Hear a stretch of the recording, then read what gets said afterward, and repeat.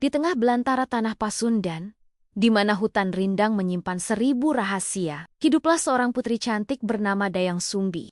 Ia terkenal akan kecantikannya yang tiada tara, namun juga akan kesendiriannya. Dayang Sumbi menghabiskan hari-harinya menenun di tepi hutan, ditemani seekor anjing setia bernama Tumang. Tumang bukanlah anjing biasa. Ia adalah jelmaan seorang dewa yang turun ke bumi karena suatu kutukan. Tanpa disadari, Dayang Sumbi dan Tumang akhirnya dikaruniai seorang putra. Anak itu diberi nama Sangkuriang. Tumbuh menjadi bocah laki-laki yang gagah, lincah, dan berani. Hari demi hari berlalu. Sangkuriang tumbuh menjadi pemuda yang gemar berburu. Ia tak pernah pulang tanpa membawa hasil buruan untuk sang ibu tercinta. Namun ada satu hal yang tak pernah ia ketahui, bahwa anjing setia di sisinya itu adalah ayah kandungnya sendiri. Suatu hari, Sangkuriang pergi berburu bersama Tumang. Namun seharian penuh, tak seekor binatang pun berhasil ditangkap. Tumang terlihat diam saja, seolah sengaja tidak mau membantu. "Tumang, mengapa kau tak membantuku hari ini? Kita akan pulang dengan tangan kosong," ujar Sangkuriang. Marah, dikuasai amarah yang tak terkendali, Sangkuriang melakukan hal yang tak termaafkan. Ia membunuh Tumang, dan ia membawa hati Tumang pulang ke rumah, mempersembahkannya kepada sang ibu sebagai hati rusa. Pergi dari sini, anak durhaka, engkau telah membunuh ayahmu sendiri." Sangkuriang pun pergi, mengembara jauh bertahun-tahun lamanya, membawa luka di dahi dan luka yang lebih dalam di dalam hatinya. Bertahun-tahun berlalu, Sangkuriang telah tumbuh menjadi pemuda yang gagah perkasa. Ia mengembara dari satu tempat ke tempat lain, tanpa pernah melupakan kampung halamannya. Hingga suatu hari, di tepi hutan yang tak jauh dari rumah masa kecilnya, Sangkuriang melihat seorang wanita cantik yang seakan-akan baru pertama kali ia lihat dalam hidupnya. Berkat kesaktiannya, wajah Dayang Sumbi tidak menua. Ia masih terlihat secantik dan semuda dulu. Bahkan Sangkuriang pun tidak mengenalinya sebagai sang ibu. "Nona yang cantik, siapakah namamu? Aku takjub melihatmu. Apakah engkau bidadari yang turun ke bumi?"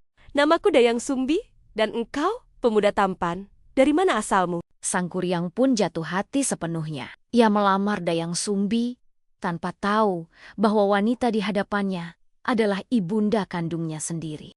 Luka itu di dahinya Dayang Sumbi tidak melihat bekas mungkin. luka di dahi pemuda itu. Dadanya berdesir. Ia tahu pemuda yang kini melamarnya adalah Sangkuriang, putra kandungnya sendiri. Dengan hati yang hancur namun pikiran yang tenang, Dayang Sumbi menyusun rencana. Ia harus menghentikan pernikahan terlarang ini tanpa menyakiti hati Sangkuriang secara langsung.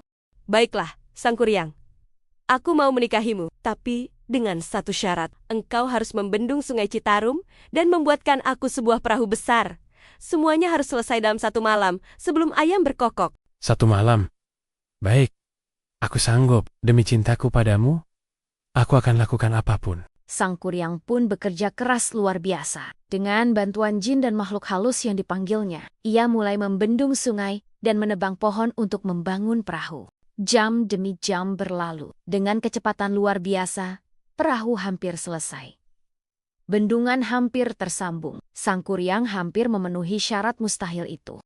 Dari kejauhan, Dayang Sumbi memandang dengan cemas. Ia melihat bahwa Sangkuriang sungguh hampir berhasil. Tinggal sedikit lagi. Tidak boleh, ini tidak boleh terjadi.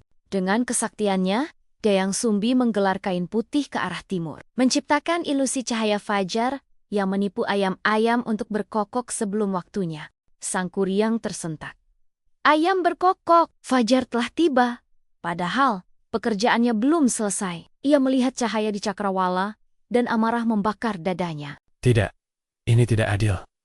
Aku hampir berhasil. Ini penipuan." Dayang Sumbi telah menipu. Dalam kemarahan yang membara, Sangkuriang menghantam dan menendang perahu raksasa yang belum selesai itu dengan segenap kekuatannya. Perahu itu pun melayang dan jatuh terbalik. Perahu terbalik itu pun berubah menjadi sebuah gunung yang menjulang tinggi. Gunung yang hingga kini kita kenal sebagai Gunung Tangkuban Perahu, perahu yang terbalik. Dan di lereng gunung itu Air dari bendungan yang belum selesai pun membentuk sebuah danau yang indah, yang kini disebut Danau Bandung Purba. Gunung Tangkuban Perahu berdiri kokoh hingga hari ini. Saksi bisu dari sebuah cinta yang tak mungkin, amarah yang tak termaafkan, dan sebuah legenda yang tak akan pernah mati.